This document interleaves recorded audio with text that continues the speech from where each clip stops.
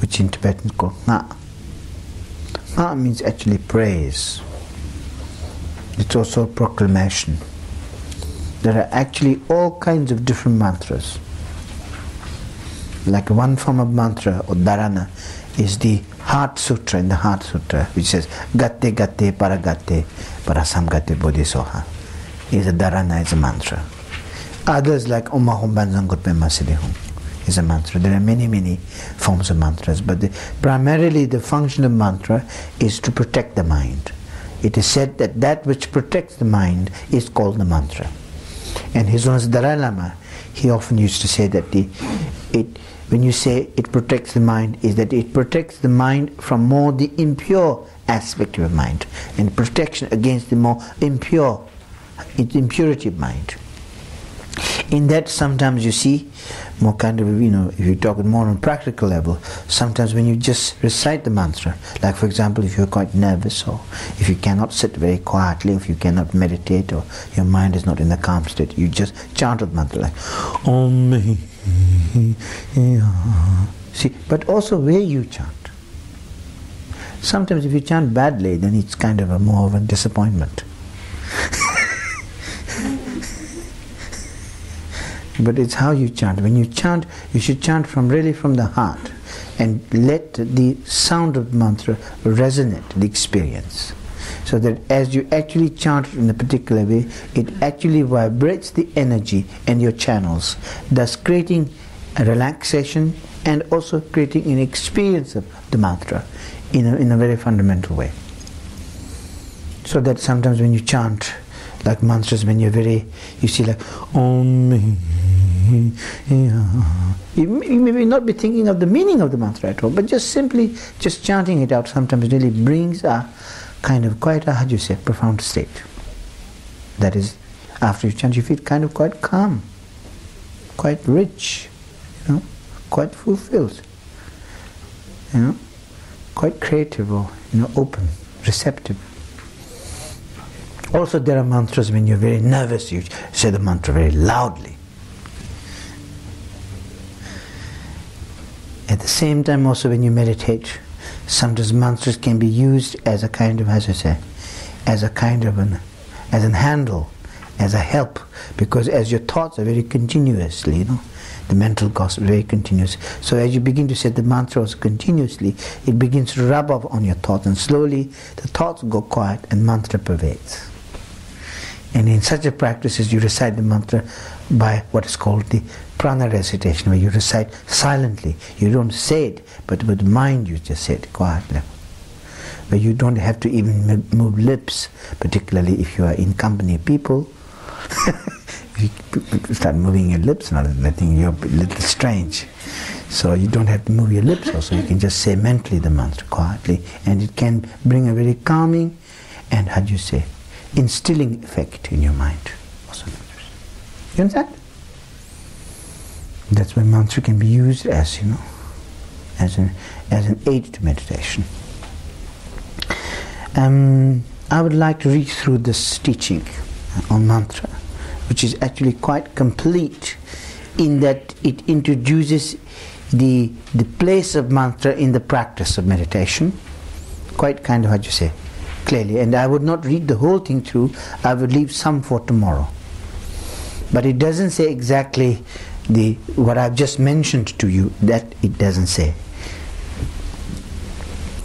I think it's maybe, anybody of you have a little problem with mantra, with hearing this probably will kind of adjust you, change your mind. One might say, well, because meditation is a mental process, physical posture and verbal aspects of breathing and recitation and so forth are not important and not really significant. In fact, they are extremely important. When a person does not have the ultimate realization, they are extremely important as a supportive techniques to provide that realization. Physical posture is something quite important and quite conducive to the development of good meditation. This is something which is recognized in the meditation texts, that the condition which are established on a physical level through posture give rise in a certain sense to the realization on a mental level.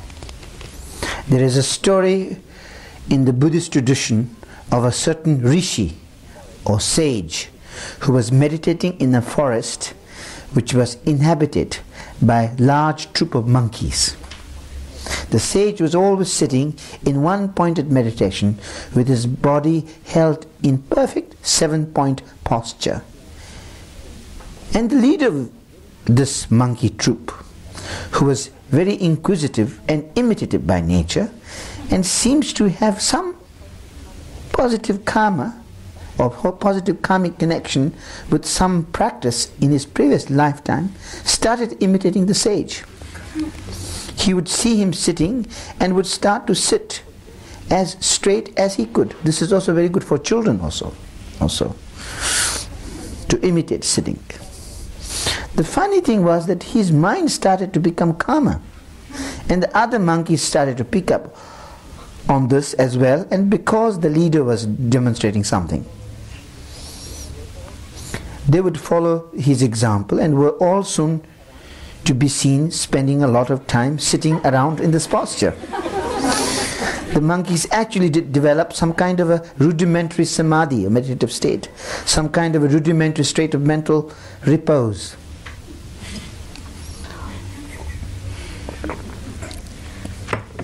So we cannot eliminate the fact of physical posture as a very important supportive technique for the development of good meditation.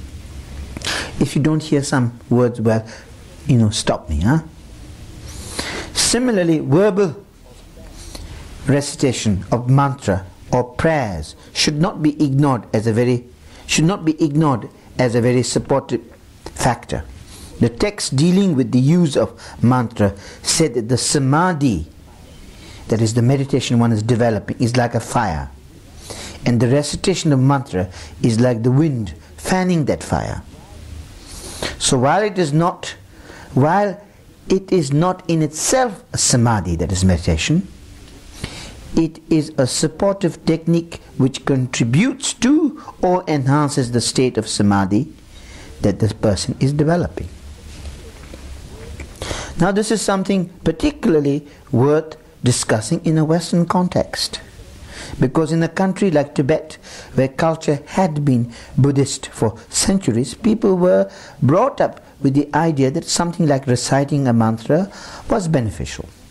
They had no doubt on a basic level that regardless of which mantra one was reciting, one was performing something essentially positive and active. One was actually having some kind of a effect on one's experience and upon the experience of others through reciting a mantra, a beneficial effect, no less. People in the West do not have this kind of acclimatization to these ideas.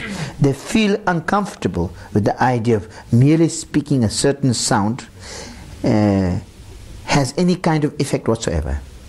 People tend to treat speech very casually in the Western cultures. They are no longer aware of the power of speech, and simply feel that words coming out of the mouth dissolve into space, and that's it. That's just an empty sound coming out of mouth, and the actual nature of sound does not make any difference. It is an ineffectual experience. It is simply opening the mouth, words come out, and that's it. People do not see any essential power to those words. However, though people in the West are uncomfortable with the idea of their words might have power, it would seem this is something worth facing up to. Granted that the experience of speech is an empty one, in the sense that there is speech and then it dissolves and there is no tangible trace left, nevertheless, speech does have power. The power to work good and the power to work harm. To take the most obvious prosaic example of this, suppose we have a case where two individuals meet and one starts to say to the other, "What a nice person you are. You're so wonderful, you're so handsome, you have so many wonderful qualities." The other person starts to feel rather good about it and he has a very positive reaction. Now suppose they meet and one starts saying, "You're such a bad person, you're so evil, you're so nasty." On the American says, "so nasty," and negative. And then the other person starts to feel very angry and insulted. And suppose one comes on heavily, very heavily and starts to menace the other with using very abusive and threatening speech, then the other person feels fear or timidity in their presence. Even on a very basic level like this, we are dealing with the power of speech. Now let's take it one step further. All of you who are aware of the power of language and speech in learning, all of the time you spend growing up and being educated, what was the main vehicle of the learning process? Was it not speech, words or language? In the case of Tibet, this power of speech was well recognized. There is a popular proverb which says, "Words may not have arrows and knives, but they can cut a man's heart to pieces."